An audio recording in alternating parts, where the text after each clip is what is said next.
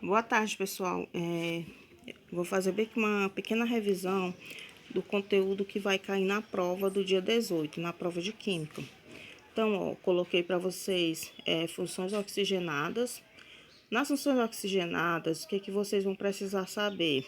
Reconhecer as funções, determinar a fórmula molecular e identificar o composto pelo nome, certo? Também coloquei para vocês estudar sobre os polímeros. Então, vocês precisam estudar só os principais polímeros de adição. Então, pessoal, as funções oxigenadas, elas são 7, certo? A primeira delas é a acetona, certo? Então, ó, a acetona é um composto, eu vou colocar bem aqui um exemplo de uma acetona. Todos esses compostos que a gente vai ver, eles são funções oxigenadas e obrigatoriamente tem que ter a presença do oxigênio na estrutura. Então, vem aqui, é um exemplo de uma acetona. Como é que eu sei que é uma acetona? Então, para identificar uma acetona, é preciso que tenha um grupo carbonila, que é um carbono, fazendo dupla ligação com oxigênio entre dois carbonos. Se esse grupo carbonila fosse aqui nessa extremidade ou nessa outra aqui, não seria uma acetona, certo? Para ser uma acetona, esse grupo carbonila ele tem que estar entre dois carbonos, ok? Então, para identificar uma acetona, é só observar um oxigênio fazendo dupla ligação para um carbono, certo? Então, na estrutura, se você vê um grupo carbonila entre dois carbonos, é uma cetona. E o nome desse composto? Lembrando, pessoal, que para cada quantidade de carbono existe um prefixo. Então, ó, para um carbono, 2 carbonos, 3 carbonos, 4 carbonos, 5 carbonos, 6 carbonos. Só isso aqui, a gente não vai usar estrutura muito grande não. Então, ó, para um carbono, o prefixo é met, para 2 carbonos, et, 3 prop, 4 but, 5 pente, 6 ex, certo? Então, esses são os prefixos mais utilizados nessas funções, certo? Então, ó, sabendo aqui desses prefixos e sabendo que é uma cetona, ó, se vocês observar bem aqui, cetona termina em ona, certo? Isso aqui é importante para a nomenclatura do composto. Então, ó, para dar nome a esse composto, eu vou contar quantos carbonos tem. Então, tem 1, 2, 3 carbonos. Então, 3 carbonos, eu disse que é prop. Então, ó, prop. Aqui, ó, só tem ligação simples entre carbonos. Essa dupla ligação aqui, a gente não conta ela. Por quê? Porque as ligações que a gente conta de uma estrutura tem que ser entre os carbonos. A gente vai observar só as ligações entre os carbonos. Entre carbono e oxigênio, a gente não conta, ok?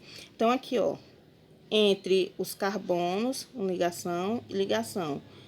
Duas ligações simples, então, prefixo, o infixo é o an. Aí, aqui, ó, o grupo carbonila, ou seja, o oxigênio, ele tá ligado ao carbono 2, ó. 1, 2. Se contar daqui também vai dar 2, ó. 1, 2. Então, 2. E a terminação, ó, cetona, ona, terminação, ona, certo?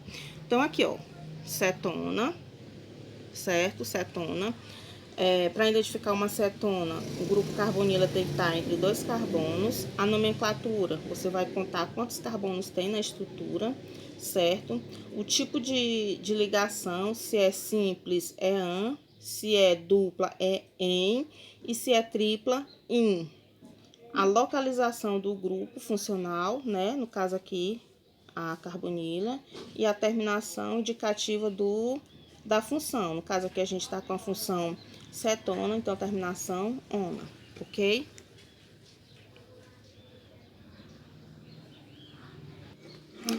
Em relação à fórmula molecular, para determinar a fórmula molecular de qualquer composto, aqui ó, fórmula molecular, você vai pegar a quantidade de carbonos, ó, 1, 2, 3, C3, H, quantos hidrogênios? 3 aqui, então H, 6. E oxigênio, aqui ó, 1 oxigênio, certo? Então, ó, para reconhecer a função, ó, o primeiro item, para reconhecer a função, é só você olhar o grupo funcional. Então, da cetona é esse aqui. Não esqueçam, a cetona ela é identificada pelo grupo carbonila entre 2 carbonos, ok? Para determinar a fórmula molecular, é só você colocar aqui, ó. Primeiro sempre vai ser o C, depois o H e por último o oxigênio.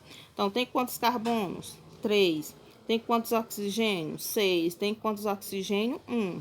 Eu poderia colocar o número 1 aqui? Poderia, mas não é necessário. Então, o oxigênio fica só oxigênio. Agora, se tivesse mais de um oxigênio, eu colocaria O2, O3, O4, certo?